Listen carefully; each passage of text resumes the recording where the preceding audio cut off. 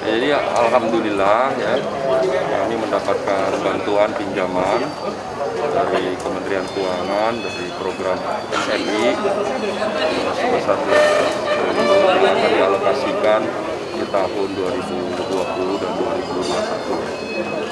Program ini, anggaran ini akan digunakan untuk program-program prioritas Provinsi DKI Jakarta yang tertunda karena APBD kita yang berkurang dari 87 triliun menjadi 47 triliun.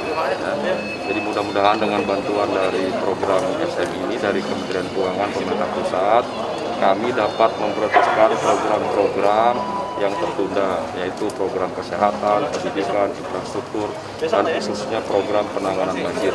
Jadi Pak Gubernur memastikan bahwa program-program yang menjadi program prioritas di tahun 2020-2021 bisa terus dapat dilaksanakan sesuai dengan kemampuan kami, dengan APBD yang ada, optimalisasi APBD dan bantuan dari program dari SMI, Kementerian Keuangan, dan juga dari program-program yang kami akan kerjasamakan dengan pihak ketiga atau pihak swasta melalui program KPBDB. Pak, program Pak, banjir itu porsinya berapa Pak dari 12,5 miliar? Untuk apa aja sih nanti? Yang terkait program banjir nanti akan kami prioritaskan ya.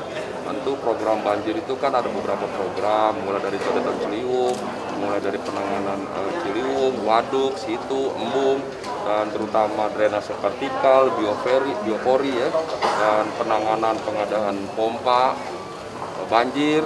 Jadi program-program yang sudah direncanakan itu akan kami lanjutkan ya, sesuai dengan program.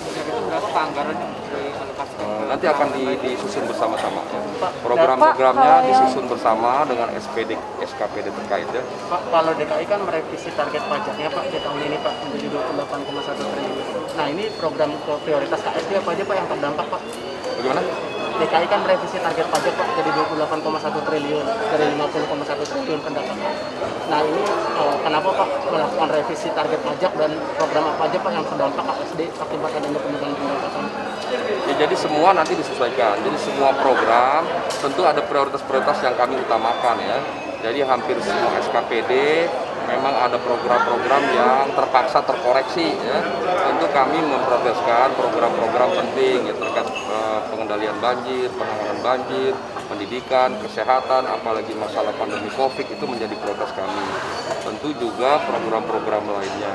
Pak Gubernur juga terus memberikan bantuan terkait bansos, belanja rutin, belanja pegawai, dan program-program prioritas lainnya. Jadi saya kira sekalipun adanya koreksi yang cukup daripada PAD kita, APBD kita, tapi kita terus melakukan berbagai upaya terkait pembangunan Kota Jakarta. Pak, kalau mau tanya saya dari Republika, kalau yang soal yang rumah susun yang di Pondok Kelapa itu yang sudah berjalan, itu yang DP 0 itu yang tadi dijelaskan sama PSI itu gimana Pak?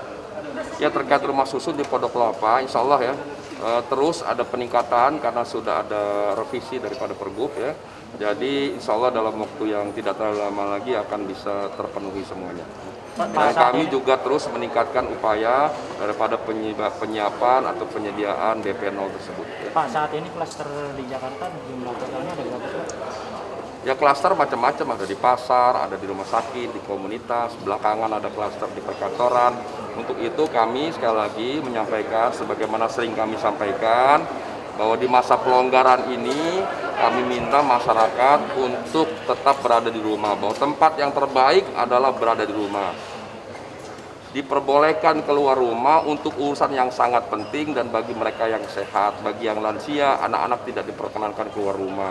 Dan kalau keluar rumah setelah selesai urusannya kembali ke rumah menggunakan masker, cuci tangan dengan sabun, jaga jarak, tidak dalam kerumunan.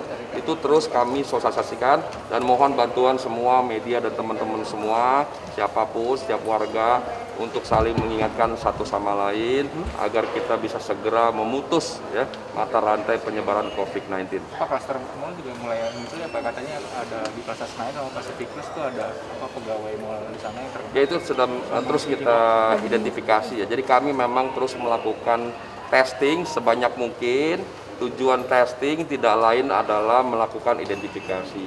Dengan identifikasi maka ditemukan ada yang terpapar virus, maka lebih mudah kami untuk melakukan isolasi, pencegahan, dan penanganan dari COVID-19. Jadi kami tidak akan berhenti melakukan testing. Dan bagi masyarakat yang mampu, memiliki kemampuan, kami juga sarankan untuk selalu melakukan testing di rumah sakit yang ada di Kota Jakarta. Kalau mal itu nanti akan ditutup nggak sih Pak kalau misalnya ada? Ya sudah ada ketentuannya, berapa jumlahnya, di mana, apakah di satu lantai yang ditutup, satu blok atau satu mall, sudah ada peraturan. Nanti Satpol PP akan mengatur dengan pengelola mall, dengan asosiasi. Pengawasan di mal-mal juga. Di mall-mall juga terus kami lakukan. Sesungguhnya di mall termasuk tempat yang cukup baik ya, karena di mall protokol kesehatannya lebih baik daripada unit-unit lainnya. Kami mengapresiasi asosiasi dan pengelola mall yang lebih peduli menyiapkan QR code, wastafel, disinfektan secara berkala, bersihan, pengawasan yang rutin. Kemudian di tiap store atau toko juga diberi pengumuman jumlah yang dapat dikunjungi berapa, memberi batasan. Jadi kami mengapresiasi dan meminta kepada pengelola mal dan asosiasi seluruhnya untuk terus meningkatkan protokol COVID. Juga tempat-tempat unit kegiatan lain, di tempat ibadah, di perkantoran, di terminal, di pasar, dimanapun di lingkungan komunitas. Jadi kami memahami betapa masyarakat sudah sangat capek, jenuh, tahu lama, tapi sekali lagi tugas kita bersama untuk memastikan melaksanakan protokol COVID agar kita bisa segera memutus mata rantai. Gitu cukup ya? Cukup teman-teman ya? Terima kasih ya. Pak, makasih Pak.